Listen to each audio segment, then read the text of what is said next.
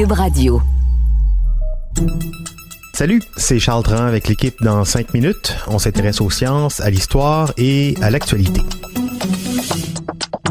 Aujourd'hui, on parle d'histoire avec un retour sur la Révolution américaine.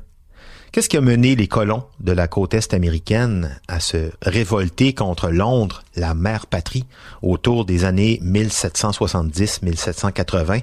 Des explications très claires pour cette révision d'histoire avec Pascal Bonaldo, enseignant d'histoire chez nos amis partenaires de confinement, alloprof.ca. La Révolution américaine a lieu dans les 13 colonies américaines, des colonies qui appartiennent alors à la Grande-Bretagne. C'est un territoire qui correspond aujourd'hui au nord-est des États-Unis. Maintenant, voyons c'est quoi les causes de cette révolution-là. Il y a un changement, premièrement, dans l'attitude de la Grande-Bretagne après la guerre de 7 ans contre la France. Donc cette guerre a coûté très cher à la Grande-Bretagne et celle-ci doit maintenant trouver de l'argent pour renflouer ses coffres. C'est alors qu'elle décide d'instaurer de nouvelles taxes dans ses colonies. Parmi ces nouvelles taxes, il y a une taxe sur le sucre, le Sugar Act. Il y a également le Currency Act, qui interdit aux 13 colonies de frapper leur monnaie. Également la loi du timbre, qu'on appelle le Stamp Act, qui fait en sorte que les commerçants sont obligés d'acheter des timbres et de les mettre sur les marchandises. Donc plusieurs produits sont touchés par cette taxe, le Stamp Act, qui a pour conséquence d'augmenter, au final, le prix de ces produits-là. De plus, la métropole, Londres, donc refuse de donner les terres de l'Ouest aux colonies comme elle le désirait, ce qui leur permettrait finalement d'avoir accès à de nouvelles terres fertiles. Donc ces terres appartenaient auparavant à la Nouvelle-France et la Grande-Bretagne en a pris possession suite à sa victoire contre la France durant la guerre de 7 ans. Mais plutôt que de permettre à ces colonies de prendre de l'expansion, elle va en faire des territoires réservés à l'usage exclusif des Amérindiens, ce qui va frustrer les colonies américaines. Donc ce contexte contribue à la grogne des colons. Ceux-ci dénoncent le Stamp Act qui fait notamment augmenter les prix des journaux, de l'alcool, des livres et de plusieurs autres choses comme notamment des permis. Les colons déplorent le fait qu'ils ne soient pas représentés à Londres et donc qu'ils n'aient pas de pouvoir politique. Ils scandent alors qu'ils ne veulent pas payer de taxes sans être représentés au gouvernement. Donc, le fameux slogan « pas de taxes sans représentation ». Finalement, devant les protestations, la Grande-Bretagne abolit le Stamp Act en 1766. L'année suivante, par contre, elle instaure la loi sur le cantonnement, que l'on appelle Townshend Acts, qui sont des taxes sur les produits importés comme, entre autres, le thé et le verre. Les colons répliquent en boycottant les produits qui sont touchés par cette nouvelle taxe. Donc, le boycott, c'est le fait de refuser d'acheter certains produits. Donc, dans ce cas-ci, les produits touchés par les taxes, comme le verre et le thé. Encore une fois, la Grande-Bretagne va retirer cette taxe-là pour la majorité des produits, mais elle va quand même décider de continuer à taxer le thé.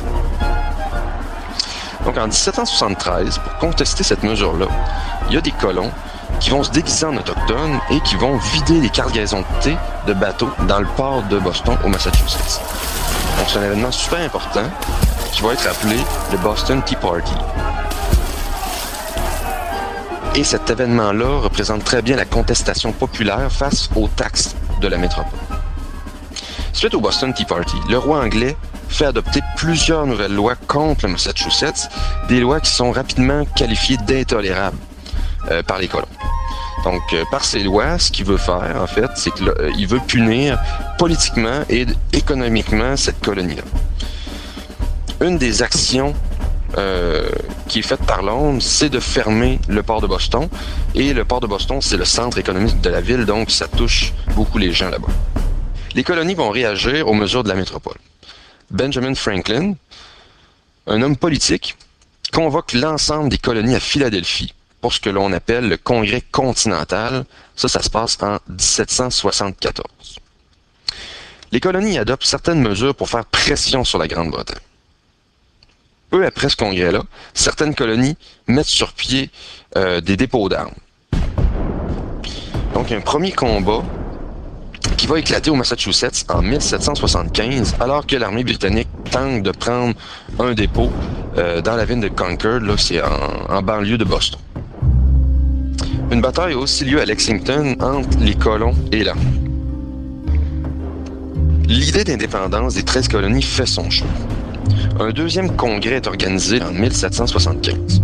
Les colonies créent alors une armée coloniale, et ça, c'est vu comme une trahison, une preuve de rébellion par le roi anglais.